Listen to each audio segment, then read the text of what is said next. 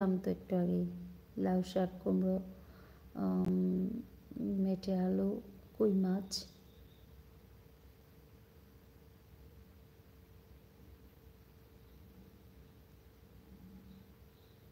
বাড়ি কোথায়?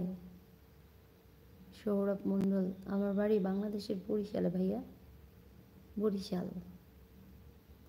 আমাদের এখানে খুবই ঠান্ডা পড়েছে। ও, ঠান্ডার দিন এতটুকু ঠান্ডা না পড়লে চলে বলো? ঠান্ডা তো চোখ পড়তেই হবে।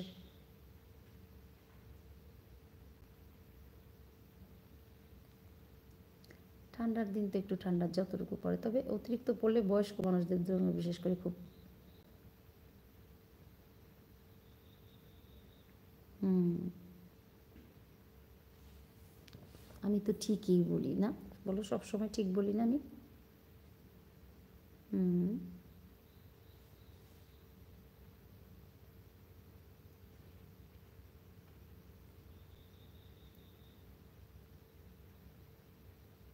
চেষ্টা করি ঠিকঠাক বলার।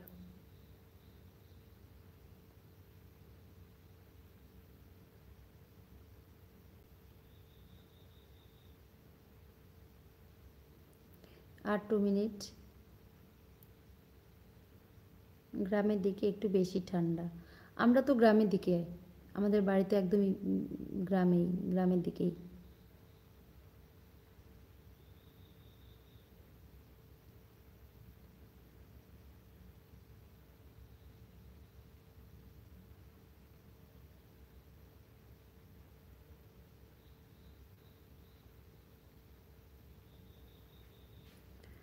চলো, আমার 10 মিনিটের লাইভের কথা বলছিলাম, 9 মিনিট হয়ে গেছে। আমিও গ্রামে থাকি। সন্দীপদা গ্রামে থাকো? ও,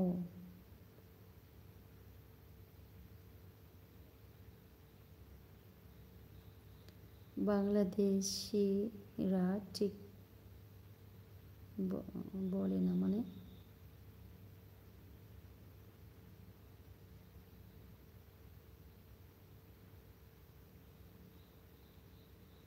বুঝি নাই কি বলেছো।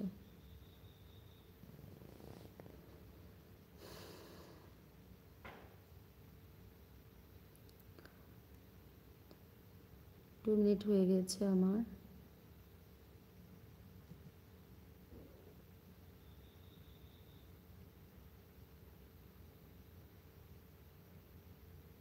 কোনো রহস্য নেই, আগে গাছ লাগাতে হবে, তারপরেই না মাটির নিচে টাকার কলস পাওয়া যাবে। টাকার গাছটা আগে লাগাতে হবে, মাটির উপরে আগে একটা কয়েন লাগাতে হবে। আমি তাই করেছিলাম গত বছর বর্ষার আগে, মাটির উপরে একটা কয়েন লাগাই দিয়েছিলাম। এই তো এই সিজনে সেটা তুললাম, এক হাঁড়ি, একটা কয়েন লাগাইছি, এক হাঁড়ি কয়েন মানে এক হাঁড়ি টাকা উঠছে। বুঝতে পেরেছি। আসতেছে, 10 মিনিটস অনলি। তো কত টাকা? একটা কয়েন লাগাইছি, এক হাঁড়ি কয়েন পাইছি। বুঝতে পারছো? হুম,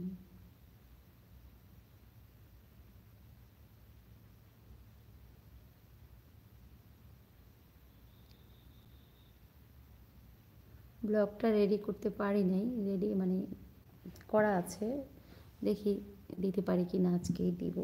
আমার কী করে আমি এত এক হাঁড়ি এক হাঁড়ি টাকা, এক হাঁড়ি কয়েন, একটা কয়েন লাগাই আমি এক হাঁড়ি টাকা পাইছি। অবশ্যই রহস্য আছে। সবাই লাগাই দিও, বর্ষাকালে লাগাতে হবে, শীতের সিজনে তুলতে হবে, তবেই পাওয়া যাবে। ট্রাই করবেন, অবশ্যই ট্রাই করতে হবে।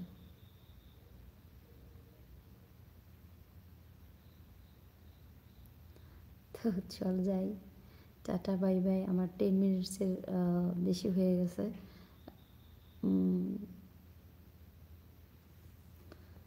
চলো বাই, টাটা।